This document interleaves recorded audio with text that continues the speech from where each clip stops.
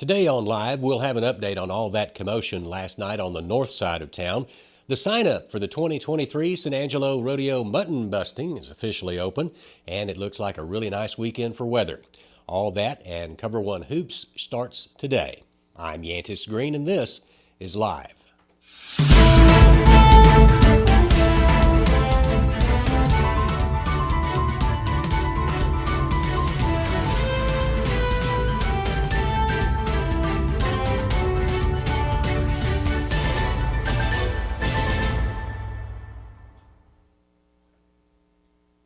We'll get to the news in a few seconds, but first, need something to do this weekend? If so, look no further than San Angelo's newest and most entertaining bar, the City Limits. City Limits is located in the 4200 block of South Bryant, and we'll be having a huge party tonight that will feature DJ E. Muscle. You must be 21 to get in the door, and entry is free. Dancing is not your style, though? That's fine. City Limits will show the entire weekend of NFL games on their big screens.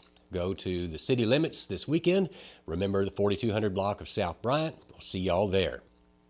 Last night at around 8:30, San Angelo police responded to a home in the 500 block of East 29th Street and surrounded the residents with their long guns drawn.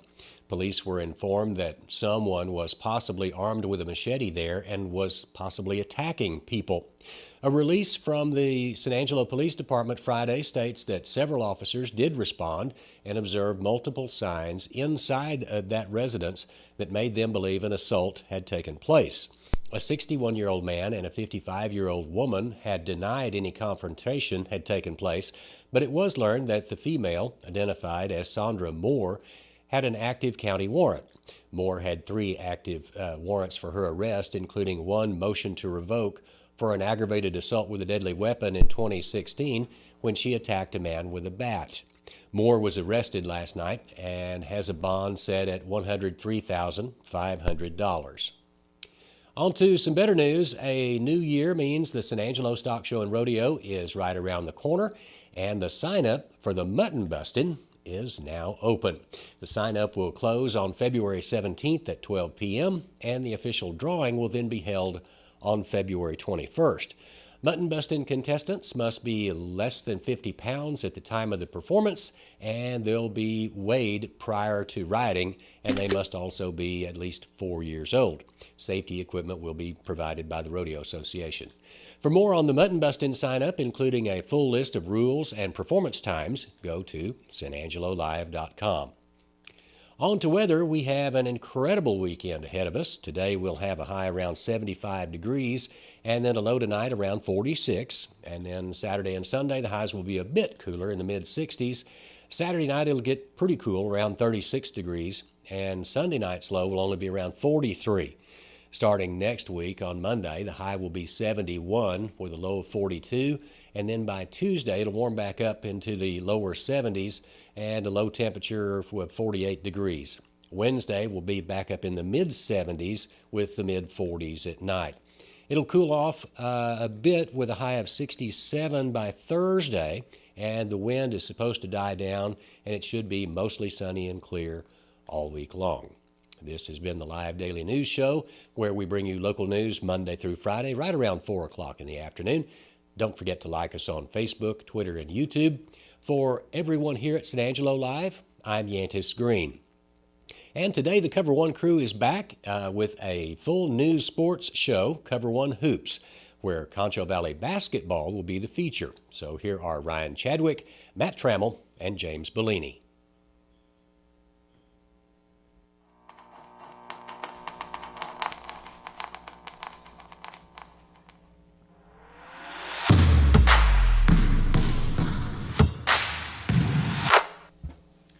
Welcome to the Cover One Hoops Show. It's the show that's going to come to you every Friday. Just going to let you know what's going on in the San Angelo area, Concho Valley basketball for Texas High School. We're done with football. We're moving on to a little bit of basketball. Bringing in my two co-hosts here. We got James Bellini and Ryan Chadwick. Guys, what's going on? How's it going, Matt? It's been a while since we've been here, so it's good to be back, you know? Absolutely. All right, man. What are we talking about today, Chadwick? What are we What are we discussing? Well, we got several teams around the San Angelo area that are in action today and tomorrow. We got the Wall Hawks. They're traveling, or they're hosting the. Yeah, let's before. Sorry, I had to fix my camera there, but let's before we talk about it, let's talk about just a little bit of what Cover One's going to be when it comes to basketball. I know this was kind of y'all guys' idea, so let's talk about it a little bit. Ryan, what are you most excited for when it comes to this season when we're talking Cover One hoops? I'm excited to see how far some of our San Angelo schools can go. We have 2 different schools that are actually state ranked or just out of the top 25. And then, of course, our big school, San Angelo Central, the boys team is just really on fire this year. So as we move into district, that's what I'm most excited about. Yeah, I know you always like the Central Bobcats. That's where you always like to roll the big schools. But, James, what are you excited for? I know you like to stick around with some of those little schools, give them some credit. So who's on your plate for the most exciting team right now? Most exciting team? Man, I don't know. Miles is pretty good. Erie County's pretty good. And we got a couple. I'm just excited about kind of, building on these relationships that we've already built in football. We're going to continue these relationships into basketball and kind of just help grow our credit a little bit around the area. Absolutely, and we'll get to head coach of the Central Bobcats, CJ Villegas, and that's kind of what he says. We may be moving from football to basketball, but all these schools around here, they're going to have a lot of the same guys. So it's going to be an interesting one, guys. Let's go ahead and get into some of the action. How about it? All right, let's do it. All right, we're going to start in with probably one of the best teams in the Concho Valley, and that would be the 18-3 Wall Girls Hawks. Lady Hawks team there. They're going to be taking on Ballinger tonight. Chadwick, what do you like most about these Wall Hawk girls? Well, they play really good team basketball, and that's what's one thing that's always made the Lady Hawks a powerhouse pretty much every year. I don't know if y'all remember, but a couple years ago they actually won that state championship.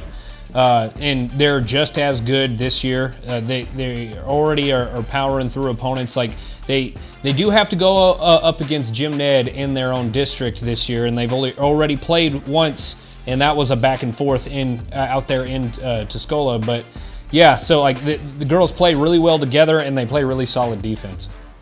James, you've seen them play a little bit. What are they looking like this year? What are they stout on defense, or what's their offense? Their main thing? What are the Wall Lady Hawks doing this year to make themselves the number 9 team in the state of Texas? And they're just a typical Wall team. They're good. They got that Cameron Williams. I know she signed to play volleyball.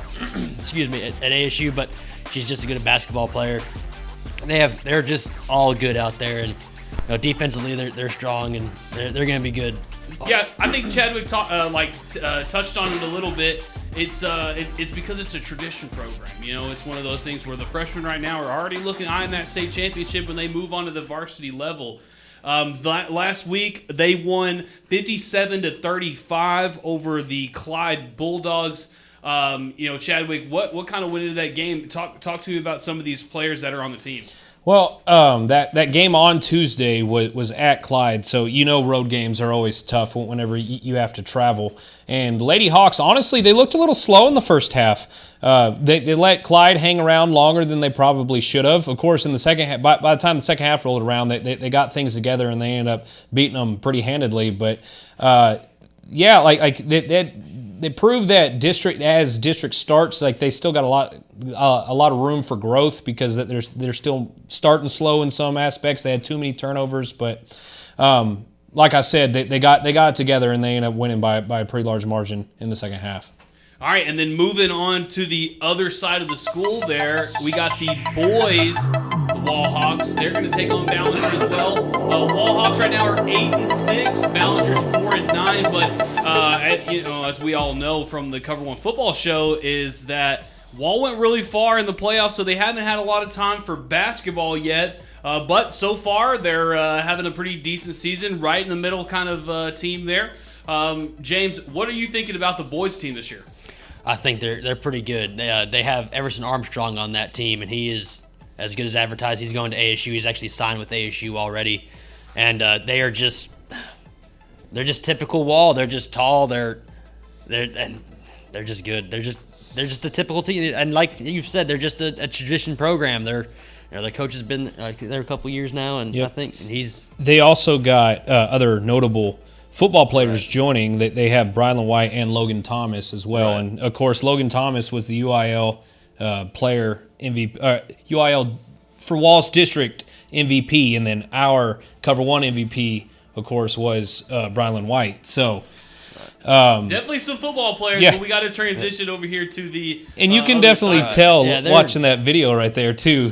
Logan Thomas and Brylan White are huge compared to those guys. Yeah, and you look at the They're good, Wall man. football offense, and they got the triple option, of course. And it's that ground and pound, want to play defense. It's the same way on the basketball court. They play really rough and tough. They play hard nosed defense, and I don't mean like Low scoring games, too. They play really tough defense. They're not afraid to get a little fouls, get a little rough and tough, and I think that's what kind of sets the Wall Hawks apart there.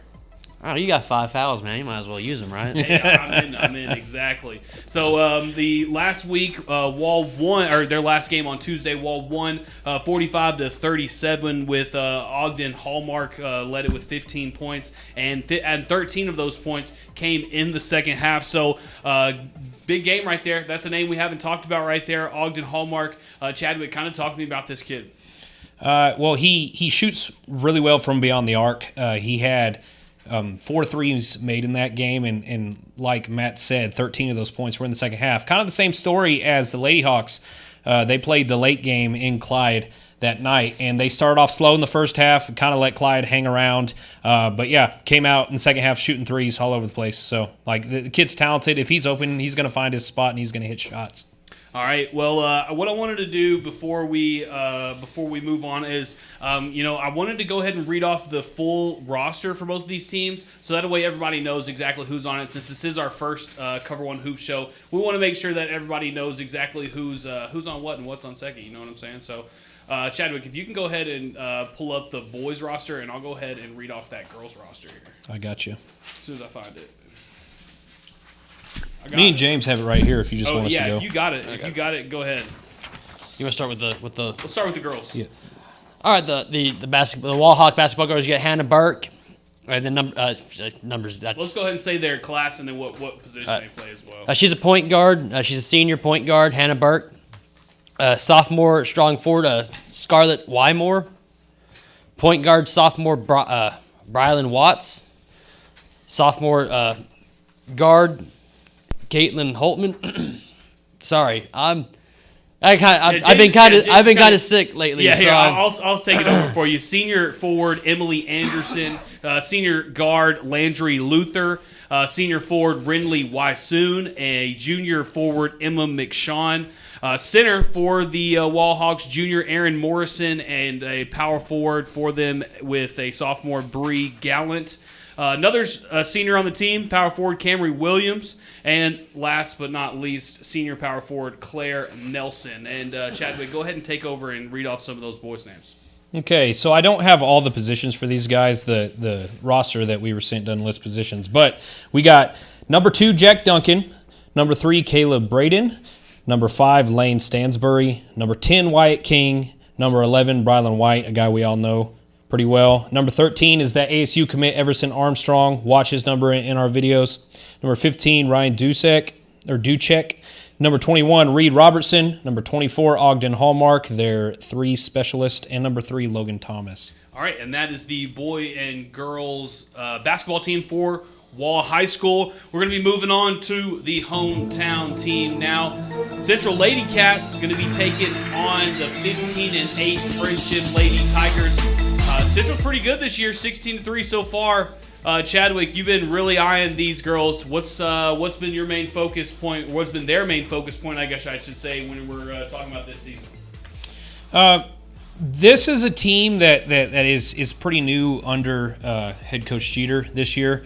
I can't remember, it's either his first or second year. I'm pretty sure this is his first year coaching at Central, but they are coming together well. They play really good defense. They're a very aggressive unit on the defensive side of the floor.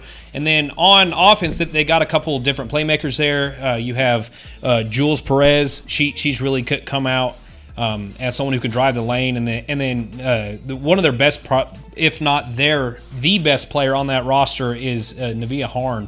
She is always there grabbing rebounds. She's constantly in the paint. She can shoot from the outside, and she's not afraid to take a foul, get the and one, go to the line, and then when the most important thing is when Harn goes to the line, she hits those buckets.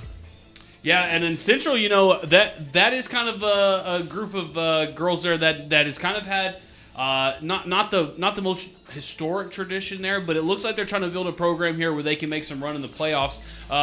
When it comes to this district, Chadwick, it's a very tough district, but what are we thinking? Is there a chance for these guys to pick up that district championship? So, like I said, this is a very young team. Not by they do have a couple seniors on there, but just not a lot of experience in that system.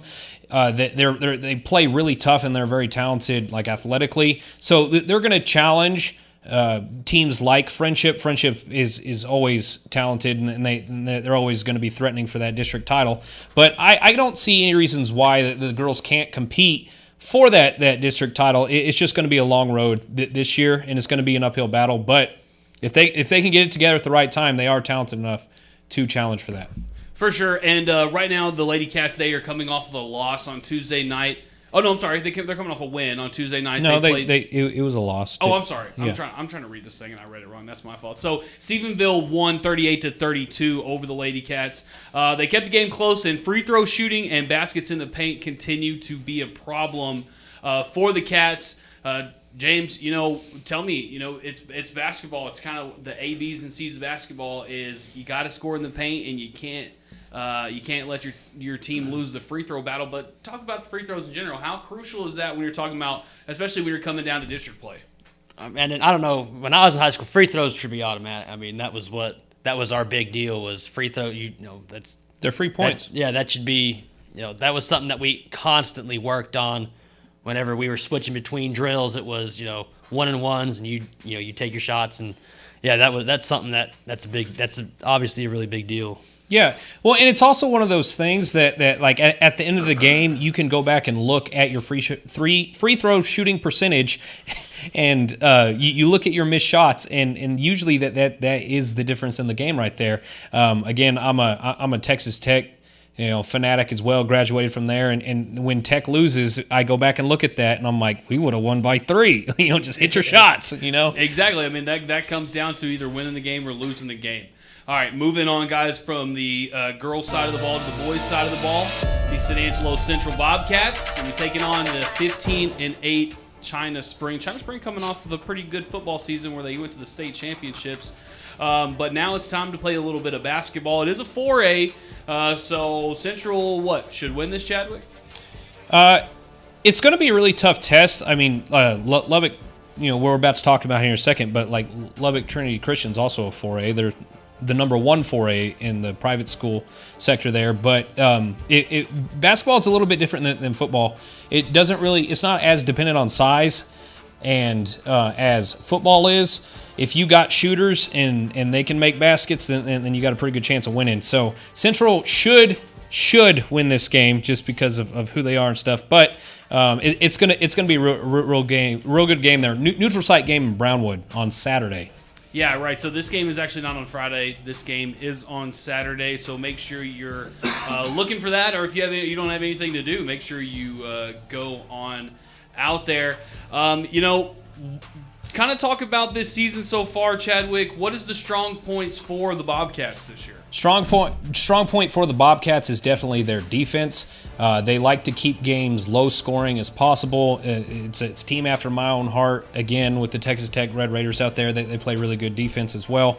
They are really good in transition. They make switches off the ball pretty well. And then when they get a little bit of momentum going, one thing that I've noticed is Coach V out there. He likes to switch on the full court press, even if it's early in the first half. So yeah, just kind of getting the pace to where he wants it, right? Oh yeah, and so half of their offense is predicated off of turning the ball over, and the Bobcats are really good at taking the ball away like that. So.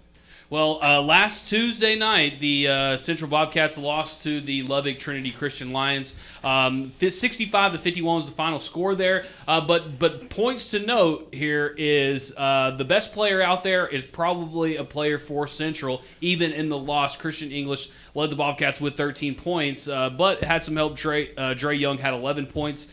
The Lions made 4 straight three-point shots in the third quarter to blow the game open, and at that point it probably fell apart there. Chadwick, what do you think is the main thing moving into this China Springs game after that? They got to play a little bit more technical and sound on the offensive side of the ball during that run where Lubbock Trinity Christian was just exploding with three-pointers. On the offensive end of the floor, the Bobcats were just kind of discombobulated. They had several turnovers in a row. They were taking shots that weren't really there. They weren't using enough time to get set, and then there was miscommunications when they were trying to run some of their plays. And so Coach V said it to me himself, and when I was talking to him after the game, he's like, we just didn't get to our spots, and we had miscommunications. And when you have like that, and the other team is on fire, like the game gets out of hand quickly. And so even though the Bobcats made a run in the fourth quarter, it was a little bit too late for that. All right, we're going to go ahead and list all these players, and I'll go ahead and start with the San Angelo Central girls. So, Ryan, if you can go ahead and pull up that Central boys roster. We're going to start with senior point guard Alyssa Barron. She wears number 3. Got a senior who plays all over the place, Jules Perez at number 4. Senior number 10, Carly Montez. Junior number 11, Lauren McLean. We got a junior point guard, Navia Hearn, and she's number 13. Junior, McKenna McMillan with a 21 number. Junior shooting a small forward, Anna. Where's a whiskey? Thank you. Where's a wiki? Thank you, Chad. I had to ask Coach Jeter like 3 times on that. There you go. That's a junior, a small forward, and she wears number 22. Sophomore, number 23, Reagan Howell. Junior, number 30, Sydney Moore. Of course, we can't forget senior number 32, Isel Olvera. Junior, Alexis Long. No, she wears 33. And last but not least, Kiera Injamanzi. Man, they got a whole bunch of interesting names there on the Lady Cats there. Kiara Injamanzi, she's a senior, and she wears number 34. All right, Chadwick, go ahead and knock out the boys' team. And the only reason I know that name is because on my football team, I'm pretty sure it's a relative at that point, too, because one of my offensive guard, his name was Sam Injamanzi. So. All right, there you go. All right, so the San Angelo Central Bobcats roster this year is sophomore guard Caleb Jordan, sophomore guard Edron Green, senior guard, saw him on the football field this year. He was incredibly talented at cornerback, Jacoby Yates. Sophomore point guard Christian English, probably the best player on their team as well. We'll hear this in a little bit during the interview with Coach CJ, but what exactly do they call him? Okay, yeah, so this is probably the only time you will hear us on air call him Christian English, but everyone, the team, the fans, his family, everyone at school, they call him Squeaky English. So His name is Squeaky. Yeah, Squeaky. Yeah, Squeaky right. English. Sophomore point guard, and then we have senior forward Dre Young. He's a helpful addition. He's been hurt for a little bit, and he's been back for about 3 games, and he's one of the most productive people on the team now. We got junior guard Hayden Schmidt, senior guard Cooper Fitzgibbon. We got senior guard Jacob English. We've all heard his name all football season as well, right. And older brother to Squeaky English. So we got senior guard Mike Salazar, junior guard Alex Sanchez, junior forward, 6'9", by the way, he's also one of their best players, Colin Albright. Senior guard Jaden Gibson, also on the football team. Senior guard Kirk Alexander. And senior forward Jacob Sanchez. All right, that is your Central Bobcat basketball team. See, have it, man. Yeah, I know. Here we go for the 2023 season. We're going to go to an interview with the head coach, Coach V, over there at the Bobcats. But first, I want to let you guys hear this quick message from the Tamale Festival that's going to be going on this weekend in San Angelo. San Angelo, are you ready? First Tamale Fest coming to San Angelo, Texas, brought to you by Up Positive Promotions, B&W Trailer, and Bricks Winery. We're going to have events for kids, free giveaways. There's going to be Dia de los Reyes, celebrating all the kids and giving free toys. Craft vendors, food vendors, $2 donation for adults, 11 and under getting free. We'll see you there at the Pop Art Museum on 2 week, January the 7th at 10 a.m. Bobcats CJ Villegas, or as everyone else likes to call him, Coach V. Welcome, Coach. Appreciate it. Thank you for having me. Well, Coach, we wanted to have you on today just to talk about the Bobcat season a little bit, so the fans can not only get some insight on the Bobcats, but get to know you a little bit as well. So first things first, this is your second season as the Bobcats head coach. Well, What week we just are won't your have to read thoughts rosters and stuff. on the season so far? Yes, sir. Well, actually, this is actually year 3. Oh, year 3? I'm sorry about that. Yes, sir. That's okay. That's all right. No worries. Yeah, this is year 3, and you know, I owe everything, obviously, to our kids, because they're the ones that are performing, you know, on Tuesday and Friday nights, and so owe a lot to those guys. Owe a lot to the guys that we had in the previous years as well. And you know, but we've had a great start with our team this year, and so we're excited about the direction that we're headed right now. All right, Coach, and as we have worked through the non-district season and the tournament season, and what has really stuck out to you so far about the Bobcats game, either positive or negative, going into district? Yes, sir. Yeah, I think we've kind of laid our hat on pressure in the basketball defensively, and we hope that we get guys to play hard. We hope that that's kind of our identity. And some of our guys, we've been able to do that, and that's why we've been able to have success. And we constantly stress team basketball, and some of these guys have kind of fell into that as well, and have really built our program around that on being unselfish and just hopefully playing the game the right way. That's kind of our thought process, anyways. Oh, I'm not going to lie to you, Coach. Watching y'all play defense kind of reminds me of my alma mater. You know, I'm a Red Raider, so Mark Adams has one of the top defenses in the NCAA every year, and that's just the kind of feeling I get when I watch y'all play. Y'all switch really well on the floor. There's always constant pressure. Watching y'all go full press is always, you know, it's my kind of basketball. So, with that being said, tell me about 3 guys on the offensive side of the ball that we need to watch moving into district. Yeah, you know, it's kind of I know 3 is really hard to pick with this group, but and we've had pretty much about 4 to 6, you know, within our first 21 games. But 3 names that I could possibly give you just off the top of my head. Is our point guard, sophomore point guard, Squeaky English. He's really good with the basketball in his hands. He's able to make the right plays, and he shoots the ball really well. And so he's kind of a guy that you could probably look for in our games. And then we have a big man down low and a junior forward in Colin Albright, about 6'8", 6'9". He's a 3-year varsity letter as well, but he's been averaging a double-double this season, and so that's probably another name that you could expect. And then I think it kind of varies between 3 other guys. So I know you told me to pick 3, but I'll throw some other names out there. It's all good. Jacob English, yes sir. Jacob English is a senior guard for us. It's Squeaky's big brother, and Jacob is a type of player that.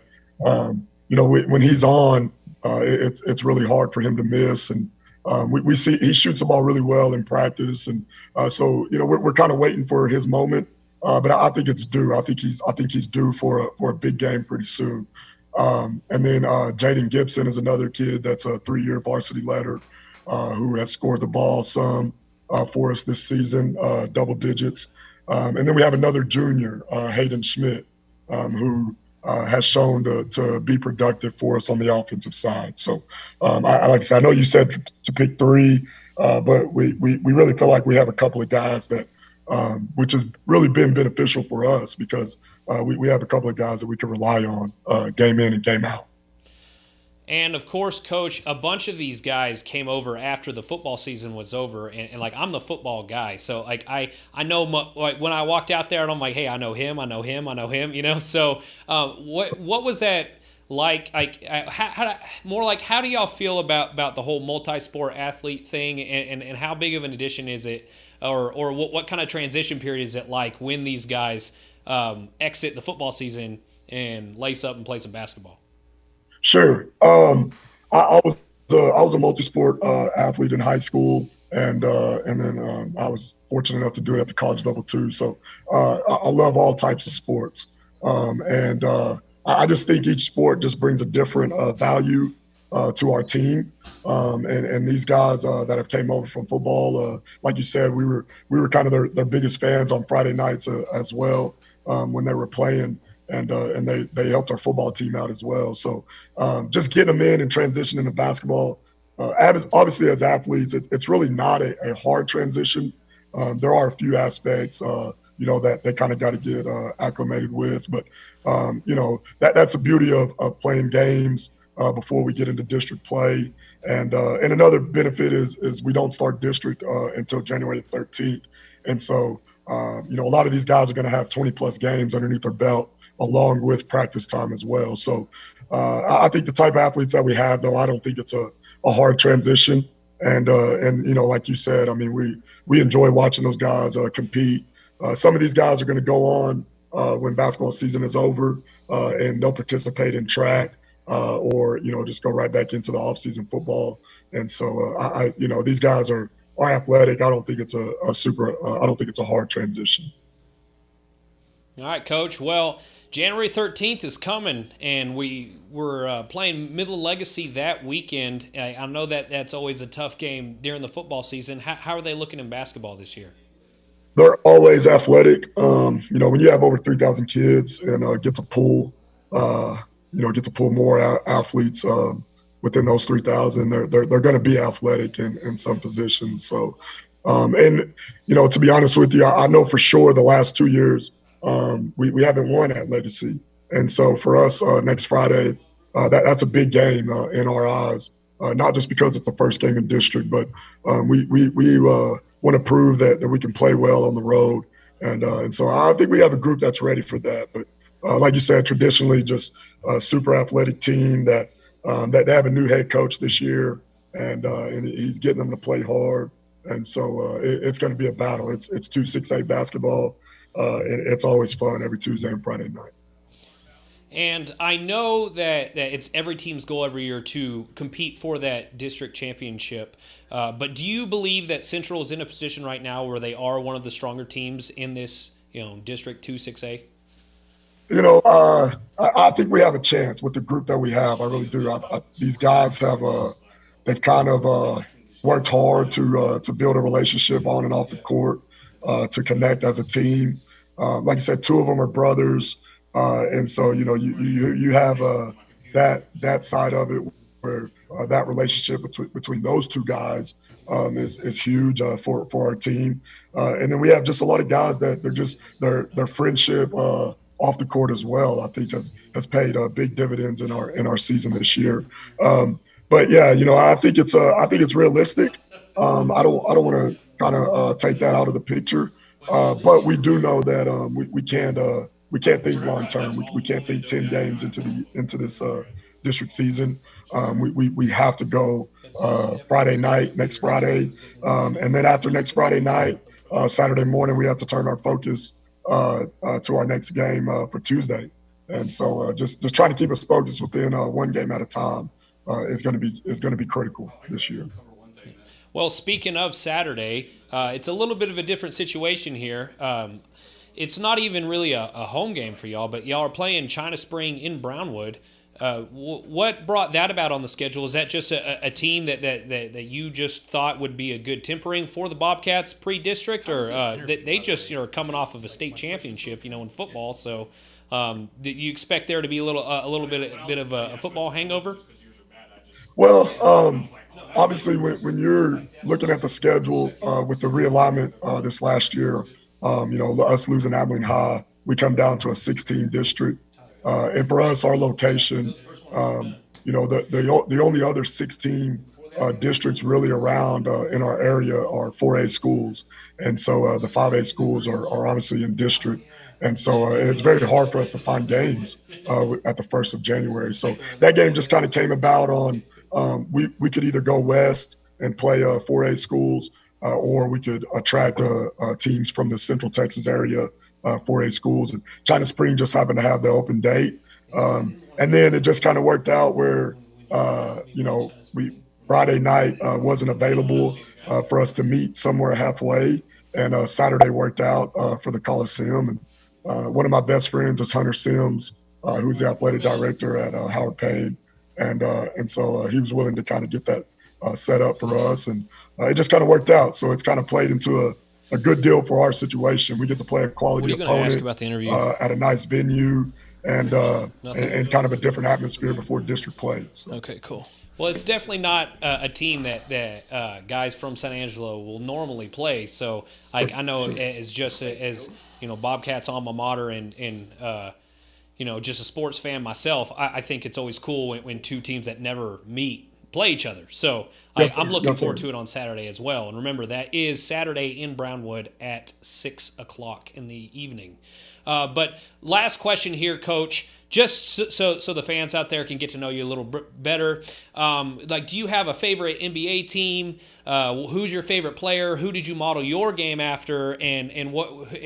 Or who's your favorite coach in the NBA right now? Well, I mean, obviously, I grew up in the era of Michael Jordan when Michael Jordan was playing. Was a huge Chicago Bulls fan growing up. And like I said, just played different sports. But I would have to say my NBA team would have to be the Chicago Bulls. Whenever I have time to watch them, favorite college basketball team would have to be the Kansas Jayhawks. I'm not a bandwagon fan, not just because they won the national championship last year, but the Kansas Jayhawks. I'm a huge sports fanatic. That game on Monday. Sir? I said you're hurting me after that game on Monday. My Red Raiders almost had y'all. That's always a tough place to play too. So the Big 12 is very similar to the gauntlet of 2-6A. So, So when you talk about modeling coaching styles, I loved as I was younger, as a younger coach coming into the profession. I loved the way Shaka Smart coached. I loved his passion. I loved the way that he coached defense. And that's kind of just been my I guess if you want to call philosophy. I just think that's the way the game should be played is a hard-nosed defensive game, and so that's what we try to stress. But big fan of Shaka Smart, huge fan of Coach Popovich with the San Antonio Spurs as well. Just growing up, I thought they played basketball the right way, shared the basketball, but I don't know if I could. If I imitated my game after anybody growing up, but I just loved good team basketball and Allen Iverson. I was a big fan of Allen Iverson, so I don't know if I want some of my guys to model his play though, but a huge fan of him growing up. All right. Well, again, thank you so much for coming in, Coach. This is a show that we're trying to get up off the ground, and I know all the fans around the San Angelo area, they want to hear from you, and they want to hear from the guys moving forward. So again, thank you so much for coming in today. Yes, sir. And we appreciate y'all's coverage. And I can't thank obviously my coaching staff and our players. They're the ones that are doing all the work in this deal. So shout out to those guys and our seniors, and then everyone that's played before us, all of our alumni and guys that are coming up through the system. So, want to make sure that I recognize them. Like I said, once again, appreciate y'all for having me. Thank you. Oh, yeah. Thanks, Coach. And remember, the Bobcats play this Saturday in Brownwood against China Spring. Their first district game is going to be on January 13th at Midland Legacy. So just gear up because the Bobcats season is fixing to start. So we'll head back to all the guys working the show right now. And thanks for listening in. So we were on vacation, family vacation, having a good time, and we get the call. I mean, it was a river. It was a river in our house. That's the big thing is we kept wondering, how bad is it?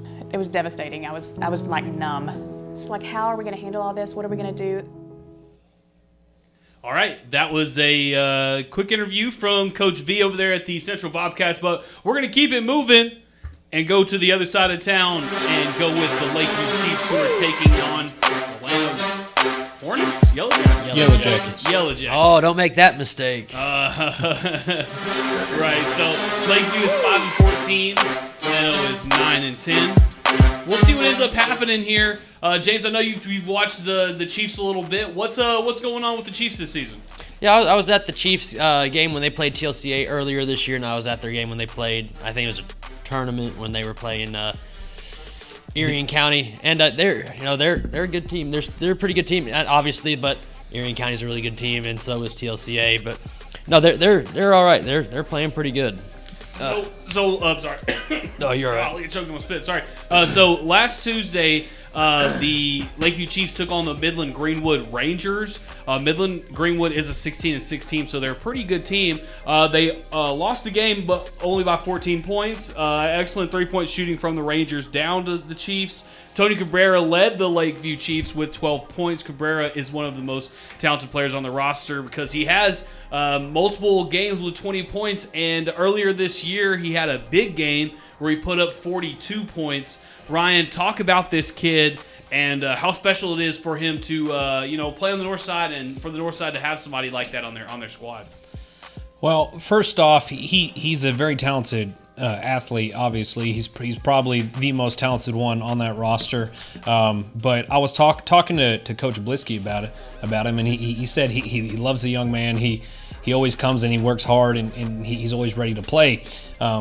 Funny story about him and Coach Blisky, actually, that there was a little bit of a tiff between Cabrera and Blisky earlier in the season, and Coach had basically had to sit him down, give him a life lesson, and one of those games where he dropped 25 points, he actually had to sit out in the entire first quarter just for team-related reasons. So he could have probably dropped 30. And then he came back and put up 25 points in 3 quarters. And Coach Blisky has assured me many times that they have a great relationship, and Cabrera responded really well to that. And he's a huge team player, and he'd do anything for those guys. So he's really good at handling the basketball. He's really good at driving the lane. He's good at creating contact that will get called as a foul, and like going up with the finish and making it to the line. So And one. Yep, and one. So So Lakeview has struggled this year with injuries, though. So the record doesn't reflect how good this team can be at times. But right now at 5-14, they're going to be playing a team that is also kind of that below average team with Llano. Do you think there's any chance, guys, that Lakeview can pull this out? Honestly, yes. Like if Lakeview's biggest problem is they turn the ball over when they get going too fast. Like R.J. Bohannon is a good point guard, but sometimes he'll just let the ball get away from him a little bit. Sometimes he'll rush possessions, and that's when the turnovers happen, or bad shots are taken. But like if Lakeview plays up to their standard, and like I know Coach Blisky out there holds them to a pretty high standard, they definitely can win this game. All right, well, I'm going to go ahead and run down that roster. We got the Lakeview basketball roster for 2023. We got senior shooting guard Tony Cabrera, senior shooting guard Anthony Orona, senior forward Jaden Mermella, senior shooting guard Jace Vasquez, sophomore point guard Joseph Delgado, senior number 11 RJ Bohannon, forward Justin Vasquez, he's a senior point guard Carlos Robleta, senior shooting guard Christian Robleta, senior shooting guard Taven White, senior forward Juan Marquez, and senior center Cam Griffin. So a lot of seniors on this team, senior heavy class here. Is that a good sign or a bad sign for the Chiefs? This is kind of what I meant when I said that like injuries their record doesn't reflect their actual season, because like injuries and sickness and all that stuff, because this is a very senior heavy class. And so you should see, as district starts to roll through, that you should see them play a little bit better. But, man, are they in a tough district. They're with Lubbock Estacado this year, another top 25 my boys team. From the land, the Leveland The Lobos. Leveland, yep. That's what we love to see, baby. But, yeah, so they're in a really tough district this year, so they're going to have a pretty rough time. It's going to be kind of like the Lady Cats. It's just going to be an uphill battle. But, again, if they play to their standard, then – you should see them win more than one of these. All right, and now for the girls, the 2-14 Lakeview Maidens going to be taking on the 9-12, I think, Lady Tigers. I'm going to guess Lady Tigers. Yeah, the Snyder Tigers, yes, the Lady Tigers. What happened here? There we go. So it's going to be a uphill battle like it has been all year for the Maidens. Of course, last Tuesday they lost to Abilene Cooper 81-22. They've only won 2 games this year so far, but Chadwick, the season's not over. James, I'll throw this one to you, actually. What, if anything, can be positively said about the Lakeview Maidens this season? Yeah, I was out there for the Erie County game here in Lakeview, and it's just kind of a rough season for them, but those happen. They got beat by Abilene Cooper, 81-22, which is a good team. Abilene Cooper was 18-7. So it's just tough for them this year. Chadwick, got any positive words for the Maidens? Oh yeah, like I was a part of an 0-10 team at Central, so I get it. Like sometimes your record doesn't reflect the amount of athletes you have on the team. There's certain events that happen throughout a season that help contribute to your record. So all I gotta say is, at the end of the day, this is a game. The game of basketball is another great builder of character. It is a bunch of life lessons you can learn from this. And at the end of the day, like the people you actually care about are your teammates and your coaches, and your parents and friends and family are going to support that. So just go out there and have fun, ladies. Like the wins will come. You just gotta play long enough for it to turn around. All right, moving on to our next game here. It is going to be a good one. It's going to be the Clyde Bulldogs and the TLCA Lady Eagles. Lady Eagles 2-14 this year. The Lady Bulldogs 10-13 for the season. The TLCA Lady Eagles are kind of getting their program started up. It's going to be a hard season and a hard couple of years, but there are positives out of this thing. We're going to start with Chadwick with this one. When you're building a program from the bottom, what is the most important thing to remember? Consistency. You have to show up and you have to do the right thing. So you gotta go through, practice the right way. You gotta face each week with the right way. I personally know the head coach of the TLCA girls. Her name is Mylan Goodlow. Excellent coach, excellent individual. I was her personal trainer for a long time, so like I know how hard she worked for me, so I know how hard she's going to get these girls to work for her. You think she's using some of your tips and tactics? Honestly, I wouldn't be surprised if she took a couple of my exercises from her strength training program, and she's having her girls, hit those up. But yeah, building a program from the ground up is always a difficult process. But as we've seen what Coach Sherrill has done with the boys, although TLCA is still a very young school, things can turn on a dime. And hopefully pretty soon they can join the boys as powerhouses. Well, last Tuesday they played the Grave Creek Eagles, and Grave Creek won 29-22. But as we all know, TLCA is still a young team and has not really found their footing yet. This year will be full of learning experiences before the Lady Eagles find success. James, what is the most important thing when you're looking for success if you're this team that isn't winning a lot of games? You're going and playing bad teams, you're losing to bad teams. What is kind of the way to get your program whip it into shape the way that you want it? No, Chadwick said it, consistency, being there every day and putting in the work. I remember when TLCA when they first started, because I was at Cristoval and they, got in Cristoval's district and they weren't really good. And then, they started getting some talent there, and they started being, they were one of Cristoval's rivals. Cristoval had a really good basketball team.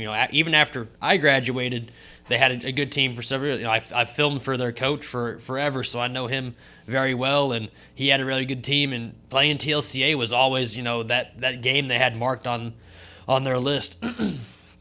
And yeah, that's just going through it, putting your best foot forward, one step at a time. You're not going to be world beaters overnight. You're going to have to work together with your team. You're going to have to work together with your coach, and it's just going to take time to start, building towards something. Yeah, because as we all know, what are you saying, Chadwick? I was just saying it takes time to build a culture. Yeah, because as we all know, most of these teams, all those, I guarantee you, I could bet you $1,000 right now that all those kids out in Wall, they played together since they were third graders. That's right? what it is right there. And when we're trying to build a program with high school kids, they don't have that exact ebb and flow. They don't know where, she's going to throw the ball there, or she usually does this. They don't have that yet, and that's something that they can just continue to build. I'm going to go ahead and read off this list here of the TLCA girls this year. Don't have the positions exactly, but I do have the numbers. So number 1, Juliana Costanon. Number 2, Layla Green. Number 4, Lizzie Lopez. Number 5, Abigail Herrera. Number 10, Camille Massey. Number 11, Navia Oviedo. Number 13, Mariah Hernandez. Number 21, Daisy Gonzalez. Number 24, Macy Bice. And number 25, Jadelyn Hunt. Chadwick, you got any ideas of who are kind of the people that stand out on that team? If she's anything like some of the other players at that position, I'm going to go with Mariah Hernandez. When they do have scores, she does a pretty good job at that. And like I said, I don't have as much experience watching these TLCA teams because I'm more of the Bobcats guy right now. But with that being said, they played hard against Grape Creek. That was the closest they've come to winning in district in a while. So y'all just keep fighting, ladies. All right, moving on to our next team and our final team that we're going to be talking about today. Sorry. That was a little bit of Walls boys action there. No, here we go. We're going to have one final team that we're going to be talking about, and it's probably one of the best boys teams in the region. It's the TLCA Eagles, who are 15-5. They're going to be taking on the 12-5 Clyde Bulldogs. We all know that this TLCA Eagles team is good, but James, tell me how good they really are. They are really good, aren't they? Aren't they state ranked right now? Well, they're just outside the top 25. Just outside the top 25. But I watched them play Lakeview, and that Drew Sherrill kid is for real, man. He's a good player for him. Where is they at right here? Last week they dominated Grape Creek 97-32, and they're just on a different level than other teams in the area. I would say they're pretty comparable to probably Walt, to the Wall boys. I personally, well, that's same district, so we're going to find out. We'll find out. That. Yeah, I personally believe that TLCA is the best team in that district. They did lose one district game to Jim Ned already this season, but that game was close, and they had 3 of their starters out. So Coach Sherrill has done an excellent job building a culture at TLCA for that boys program, and I just want to shout out Jaden Villanueva. He's also, along with Drew Sherrill, one of the best ones on that team. Yeah, I was going to ask you, Chadwick, talk about that big duo that they have and how their gameplay works. It's almost like if one's not getting all the points, then the other is, and then when they're both on, that's when they can put up huge numbers. Like they beat Grape Creek last week, like 97-32. So. That's not a stab at Grape Creek or nothing. That's just how good these TLCA boys are.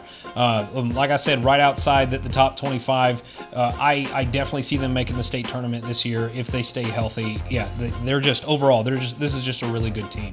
I'm gonna go ahead and list some of these guys off. We got senior shooting guard Jalen Johnson, sophomore shooting guard AJ Romero, junior forward Natvia Sykes. Here we go. Senior shooting guard Isaiah Ovieta, and also senior shooting guard Ivan Ovieta. Junior point guard Preston Romero. We got junior shooting guard Luis Casillas, senior center Kelby Thomas, junior point guard Drew Sherrill, and junior point guard Jaden Villanueva. That is your TLCA Eagles, guys, and those are going to be the most important games that you're going to want to watch tonight. And of course, that is the TLCA Eagles taking on Clyde. Central is going to be in action on Saturday with China Springs, but the girls are going to be tonight against Friendship. Also, we got Lakeview going on and taking on. Help me out, guys. Delano Yellow Jackets. Yes, Delano Yellow Jackets, and the girls will be taking on Snyder, yes. And finally, the Wall Hawks and the Wall Lady Hawks will take on Ballinger tonight. They're going to be some pretty good games. I have one more thing that we have to get to before we go, though, guys. We talked about the games to watch, but that doesn't mean that's the only good teams in the area. There are also something, and that would be our teams to watch. Guys, this week, our teams to watch are the Miles Bulldogs, the Arion County Hornets, and the Cristobal Cougars. Guys, why are we throwing these on our honorable mention this week? I'll go ahead and start talking about the Cristobal Cougars. Their record is 8-9 this year, but that does not reflect. Who are we talking, boys or girls? I'm talking boys.